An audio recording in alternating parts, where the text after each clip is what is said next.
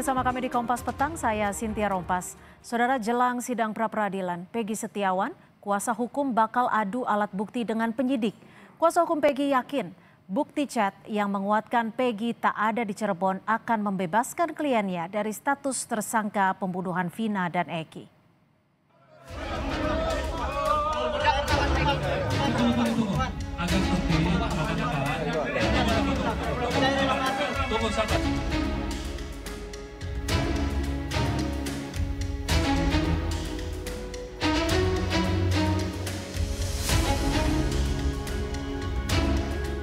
Peggy Setiawan, tersangka kasus pembunuhan Vina dan Eki di Cirebon, Jawa Barat, akan menghadapi sidang pra-peradilan pada 24 Juni 2024 mendatang.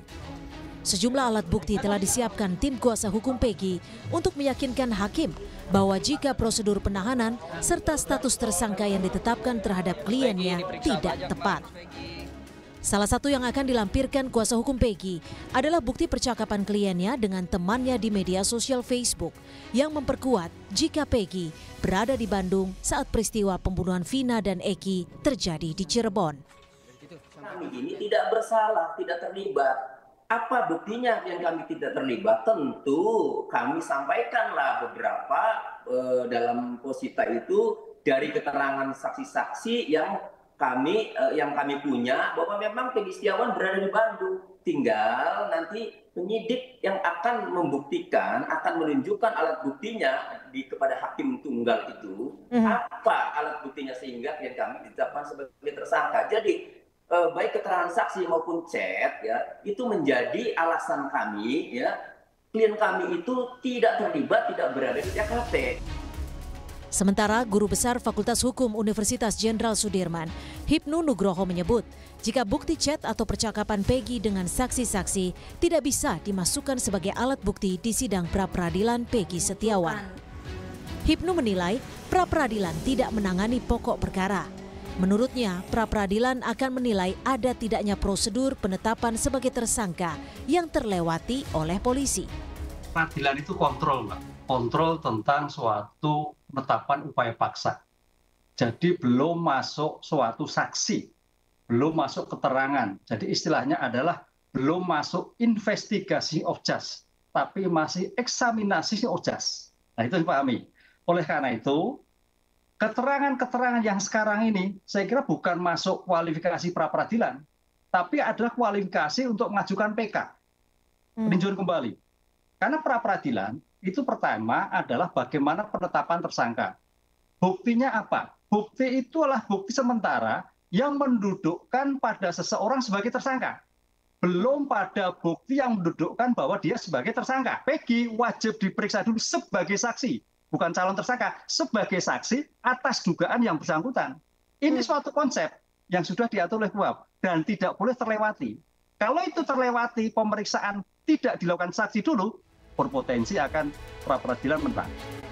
Peggy Setiawan, buron kasus pembunuhan Vina yang diburu sejak 8 tahun lalu, ditangkap polisi pada 21 Mei lalu. Usai ditangkap, Peggy ditetapkan sebagai tersangka pembunuhan Vina dan Eki. Dalam kasus ini, awalnya polisi menetapkan 3 buron, namun belakangan 2 nama buron lainnya dihapus polisi. Peggy Setiawan akan menjalani sidang pra-peradilan pada 24 Juni. Upaya ini dilakukan setelah Peggy menyatakan dirinya bukanlah Peggy alias Perong yang disebut polisi terlibat dalam kasus pembunuhan Vina dan Eki. Tim Liputan, Kompas TV. Komisioner Kompolnas Yusuf Warsi menyebut pihaknya telah melakukan pengawasan atas penanganan kasus pembunuhan Vina dan Eki yang kembali dibuka. Menurut Kompolnas, penanganan kasus ini telah dilakukan secara profesional dan transparan. Namun demikian, Kompolnas menilai perlu dilakukan audit investigasi terhadap penyidik yang terdahulu untuk memastikan profesionalitas dan akuntabilitas polisi. Hal ini dianggap perlu karena ada keluhan dari para terpidana. Sebagai pengawas tentu apalagi sudah ditegaskan oleh Pak Presiden, maka proses pengusutan kasus Vina dan Eki ini dilakukan secara profesional dan transparan. Kami sendiri memang telah memandang perlu dilakukannya audit investigatif terhadap penyidikan 8 tahun yang lalu itu agar menjelaskan akuntabilitas, profesionalitas pada saat itu, karena ada keluhan-keluhan dari para terpidana pada saat itu, terutama pada saat ditangani di Polresta Cirebon. Jelang sidang pra-peradilan Peggy Setiawan, sejumlah alat bukti telah disiapkan kuasa hukum. Apakah Peggy Setiawan berhasil memenangkan pra-peradilan dan lolos dari jerat hukum? Kita akan membahasnya bersama Kabar Reskrim Polri periode 2008-2009, Komjen Purnawirawan Susno Duaji, dan Ketua PBHI Julius Ibrani. Terima kasih sudah bergabung bersama kami di Kompas Petang. Terima kasih, selamat Sore. petang. Ya, Selamat sore, Pak Julius. Selamat sore. Saya ke Susno. Mas Julius terlebih dahulu. Mas Julius, Anda jika melihat kasus ini memungkinkan tidak jika Peggy memenangkan pra-peradilan pada 24 yang sidangnya dimulai 24 Juni mendatang? Oke, kalau dibilang kemungkinan ini nggak bisa teka-teki ya, Cynthia ya, karena sebetulnya aturan terkait dengan pra-peradilan ini rigid sekali. Gitu ya, kita merujuk pada pasal 77, lalu juga ada spesifikasi pasca putusan MK Mahkamah Konstitusi nomor 21 tahun 2014. Jadi fokusnya itu di objek yang menjadi dasar seseorang ditetapkan sebagai tersangka, seseorang dikenakan penahanan, dikenakan penangkapan atau upaya paksa itu. Nah, yang saya lihat, yang saya perhatikan dari kasus ini, memang selalu fokus pada subjek. Gitu. Jadi bagaimana caranya subjek ini dicari alat buktinya agar bisa kuat penetapan tersangka dan upaya paksa lainnya, penangkapan penahanan. Nah, upaya peradilan yang harusnya diajukan ini sebetulnya upaya untuk melakukan challenge terhadap dasar penetapan tersangkanya. Nah, ini yang belum terungkap sampai saat ini juga belum terbuka terang benderang secara luas ke masyarakat. Apakah penetapan tersangkanya ini didasari oleh alat-alat bukti yang cukup? Jadi dari sini saja peluangnya sudah terbuka untuk mengajukan pra-peradilan. Terlebih lagi misalnya alat buktinya hanya dari satu sisi pihak penyidik saja dan berupa keterangan orang-orang saja tanpa dikuatkan model alat bukti yang lain. Gitu. Nah, ini tentu ada human error, ada apa dan segala macam sehingga peluang itu terbuka lebar. Jadi kalau kita bicara kemungkinan dari segi asumsi bahwa objek ini adalah keterangan-keterangan dari personal, maka tentu ada peluang untuk mengajukan pra-peradilan. Tapi tadi saya katakan perlu ada objek yang lebih kuat dari sekedar keterangan personal saksi-saksi yang kita tahu banyak distraksinya sejak pemeriksaan pertama gitu. Saya ke Pak Susno. Pak Susno, berdasarkan pengalaman Anda sebagai Kabar Reskrim, ketika menangkap seseorang dibutuhkan dua alat bukti yang sah seperti itu. Untuk kasus Peggy Setiawan sendiri, bagaimana Anda menilainya dan membacanya? Kita menilai dari apa yang terangkat ke permukaan oleh media, ya. Apa yang disampaikan oleh penyidik melalui siaran pers, karena kita kan hanya mengamati dari situ. Kalau yang ada sekarang ini dari alat bukti 184 harus minimal 2 untuk melakukan upaya paksa penangkapan, penahanan, dan lain-lain itu, termasuk menjadikan dia tersangka. Nah, itu yang belum kelihatan. Yang nampak adalah justru yang sangat lemah. Keterangan saksi yang itu posisinya sangat lemah. Karena saksi itu lemah sekali, bisa berubah, kemudian tidak objektif, bisa berbohong, dan sebagainya.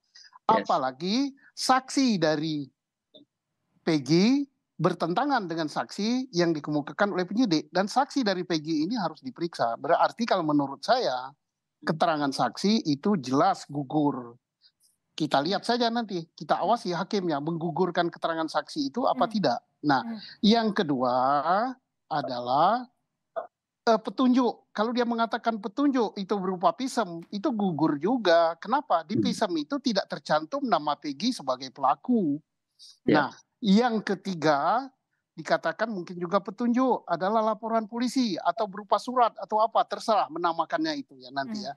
Itu justru yang dipersoalkan, justru laporan polisi itu mengandung cacat, itu isinya, materinya banyak yang palsu gitu, keterangan yang disampaikan oleh Rodiana. Yang ketiga, kita belum melihat ada bukti-bukti saintifik yang diajukan. Nah, kalau ada bukti saintifik yang menohok, nah itu baru.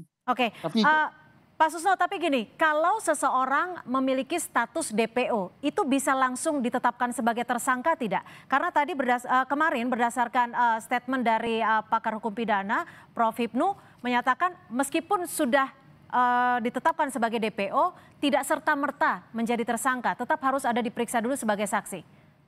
Iya tidak bisa dong. DPO itu kata siapa dia DPO? DPO sudah dicantumkan di dalam putusan pengadilan pun justru itu yang harus dibuktikan. Apakah PG-nya PG yang ditangkap ini ataukah PG yang lain? Di Jawa Barat ada ribuan DPO, jadi tidak bisa putusan pengadilan, tidak bisa juga surat DPO atau keputusan DPO dijadikan sebagai alat bukti untuk menangkap dia. Kalau hakim menjadikan itu, nah hakimnya ini perlu dipertanyakan, makanya Komisi Yudisial harus mengawasi ini. Baik, Karena ini kan hakim tunggal, putusannya final. Gitu. Oke, kami tangkap. Mas Julius, ini kan kuasa. Saya pakai kata kunci yang disampaikan Bang Susno tadi. Scientific evidence itu yang belum terlihat saat ini. Jadi kalau kita bilang oke, pakai chat itu mungkin kuat. Tapi siapa yang bisa membuktikan bahwa chat itu atau status medsos itu diposting atau diupload oleh Peggy? Dan apakah di situ terlihat posisinya, apakah digunakan location yang di-share, apakah IP address yang digunakan itu juga adalah milik Peggy di mana letaknya ada di Bandung. Jadi kalau sampai situ saja, ini sama seperti keterangan-keterangan saksi yang sifatnya personal tadi. Jadi makanya sebetulnya kata kunci pertama itu adalah scientific evidences. Tak pertanyakan itu dari para penyidik. Kalaupun itu tidak bisa dijawab, maka akan lebih kuat lagi ketika kuasa hukum Peggy membeberkan atau membawa scientific evidences yang lain yang lebih detail, lebih spesifik dan mengena daripada sekedar keterangan-keterangan manusia. Yang kita tahu dari awal ini banyak sekali distraksinya, banyak tekanannya, dan mungkin dipengaruhi juga oleh situasi pemberitaan yang begitu luar biasa, gitu Cynthia. Ada kontroversi juga dalam kasus ini. Saya ke Pak Susno, kalau Anda melihatnya dugaan keterlibatan dari Ibtu Rudiana, ayah Eki, bagaimana Anda membacanya? Ya, itu sudah nampak di media dan sudah itu porsinya daripada Propam Polri, porsinya untuk eksaminasi, porsinya untuk Kompolnas mengadakan sejauh mana dia melanggar. Nah itu sangat bermanfaat juga untuk penyidikan Peggy dan sangat bermanfaat juga untuk PK bagi terpidana yang di dalam. Tetapi apapun juga di dalam pra-peradilan ini yang harus bekerja keras itu adalah penyidik. Karena yang harus membuktikan itu penyidik. Penyidik membuktikan bahwa telah ada 2 alat bukti yang menunjukkan bahwa Peggy pelakunya. Kalau bagian penggugat ya tenang-tenang saja. Paling dia nyampaikan, oh kalau penyidik mengatakan begini, oh saya bantah dengan ini. Kalau itu saya bantah dengan ini. Jadi yang kerja keras itu adalah penyidik. Iya. Karena penyidik harus betul-betul membuktikan, oh ini ada keterangan ahli berupa pisem, nanti dijawab oleh si penggugat. Apakah di pisem itu ada nama Peggy? Tidak. Oh ini ada laporan polisi, apakah ada nama Peggy? Oh tidak. Oh ini ada putusan pengadilan yang sudah inkrah. Di situ kan Peggy sebagai DPO. Apakah Peggy yang ditangkap ini? Justru itu yang harus dibuktikan. Oke. Jadi tugasnya ada di penyidik. Mas Julius, tapi menurut Anda sendiri perlu tidak sih hasil pemeriksaan dari Propam terhadap Ibtu Rudiana, ayah Eki ini dijelaskan kepada publik agar tidak, karena kan sekarang di publik ini seperti terjadi bola liar gitu ya, isunya jadi kemana-mana dan menimbulkan asumsi. Ya penting ya Cynthia, jadi kasus Vina ini sudah menjadi kasus publik yang tidak hanya fokus pada bagaimana keadilan ini bisa terselenggarakan dari pemeriksaan terhadap baik berkas yang lama ataupun tersangka-tersangka yang baru. Tetapi penting juga sebetulnya untuk memberikan edukasi kepada publik terkait dengan apa saja sih forum-forum pemeriksaan pengawasan yang mempengaruhi pemeriksaan dugaan tindak pidana intinya kan gitu yang utama. Siapa saja instansi-instansinya, ada Propam kah di situ, ada Kompolnas kah di situ, ada Komisi Yudisial kah dan yang lain. Nah ini penting dijelaskan agar publik sama-sama mengawasi, itu yang pertama. Yang kedua, sisi edukasinya juga supaya publik tidak terkecoh dengan berbagai macam distraksi pendapat A, pendapat B, pendapat C.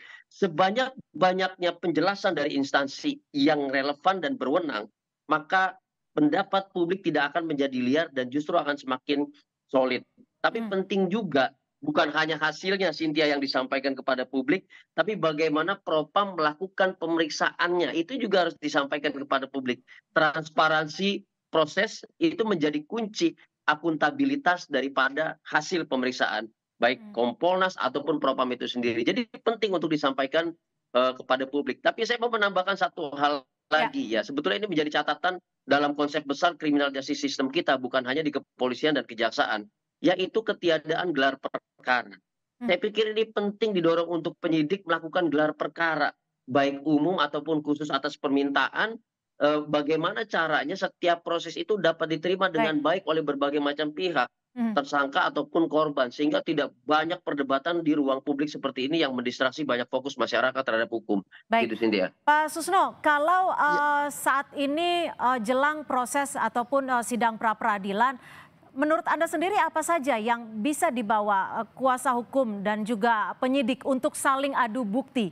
Apakah proses dari pengungkapan kasus di tahun 2016 lalu bisa cukup kuat di dalam pra-peradilan ini? Kalau yang 2016 itu kan manfaatnya kan untuk PK. Tetapi yang paling bagus adalah saksi-saksi mahkota, yaitu para terpidana yang mencabut keterangannya, baik si Liga Akbar, kemudian siapa lagi. Nah itu yang penting, karena artinya kesaksian yang diberikan yang dulu kalau dipakai oleh penyidik sekarang untuk menjerat si Akbar itu udah gugur. Maka alat bukti betul berupa keterangan saksi yang dipakai penyidik udah sangat lemah. Tinggal apa lagi? Surat atau keterangan ahli itu juga lemah juga. Nah sekarang tinggal satu-satunya yang kita tidak tahu dan mudah-mudahan ini ada ya, supaya tidak menjadikan heboh, yaitu berupa scientific ya. Scientific itu nggak bisa terbantahkan. Misalnya ini DNA-nya Peggy ada di bajunya si siapa namanya Vina. Ini darahnya siapa namanya Eki ada di bajunya si siapa Peggy. Ini si jarinya si Peggy tertinggal di samurai yang disita. Scientific evidence. Tapi Pak Susno, terkait dengan pencabutan 2 DPO ini bisa menguatkan pra-peradilan tidak sih? Dan kalau di kepolisian itu suatu hal yang wajar tidak sih ketika DPO dicabut bahkan setelah 8 tahun berselang? Nah itu justru melemahkan daripada penyidik gitu. Kenapa? PG kan statusnya DPO juga, baik DPO yang dibuat oleh Polri, oleh penyidik, maupun DPO yang ditulis di dalam putusan pengadilan. Lah kalau itu gugur ya PG yang gugur juga dong. Jadi artinya ini menang atau tidak kalau dari syarat administratif atau syarat alat bukti udah kuat sekali, tapi tinggal kita bisa punya hakim yang jujur, yang netral, yang adil, yang cinta pada kebenaran dan keadilan, yang punya integritas atau tidak. Hanya itu aja kuncinya. Oke, Mas Julius, konstruksi hukumnya bagaimana nih? Kalau tadi Pak Susno menyebut kalau yang DPO gugur, harusnya Peggy gugur juga. Menurut Anda gimana? Ya harusnya berpijak pada satu peristiwa yang sama, yang artinya satu alat bukti yang sama ya. Ketika alat bukti yang sama itu bisa menggugurkan pihak lain, bisa jadi itu peluang bagi pihak tersangka yang lain juga gugur. Kan gitu, karena tidak mungkin satu peristiwa alat buktinya beda-beda. Kan samurainya sama dan yang lainnya sama gitu. Keterangan saksinya juga bisa sama, ketika berubah ya tentu mempengaruhi tersangka satu sama lain kan gitu. Tapi yang mesti dipikirkan adalah begini. Ya tadi konsep bahwa satu peristiwa dengan alat bukti yang sama, apabila ada perubahan penetapan tersangka atau DPO, tentu mempengaruhi satu sama lain, iya itu pasti. Tapi saya ingin membahas juga bahwa jangan sampai ini ada solidaritas hakim, ini paling penting Bang Susno ya. Ketika hakim yang awal telah memutuskan bersalah dengan BAP yang belum diubah dengan alat bukti dan segala macam keterangan yang memenjarakan para terpidana sekarang, jangan-jangan nanti pas pra-peradilan dia merujuk pada sesuatu yang telah diputuskan sebelumnya, putusan yang telah diputuskan sebelumnya, lalu mengatakan perubahan saat ini belum bisa menggugurkan putusan sebelumnya. Karena putusan sebelumnya adalah pokok perkara, sedangkan pra-peradilan adalah mengenai objek alat bukti dan prosedur upaya paksa termasuk penetapan tersangka di dalamnya. Ini jangan sampai seperti ini. Artinya Kacau. tidak tergali kebenaran material dalam hal penetapan tersangka, penangkapan dan penahanan. Sepertinya itu yang harusnya menjadi fokus kita, Cynthia. Oke, singkat saja Pak Susno, jika Anda bisa membaca dan menilai kasus ini sebagai mantan Kabar Eskrim, kalimat apa yang bisa Anda sampaikan? Singkat saja. Iya, kalimat saya adalah kejujuran aparat penegak hukum bahwa dia cinta keadilan dan kebenaran. Itu saja. Hakimnya mari rakyat Indonesia mengawasi hakimnya. Dah. Baik, rakyat Indonesia mengawasi hakimnya. Terima kasih Kabar Eskrim Polri periode 2008-2009 Komjen Purnawirawan Susno Duaji dan juga Mas Julius Ibrahim Ketua PBHI sudah memberikan perspektifnya di Kompas Petang sore hari ini. Selamat sore.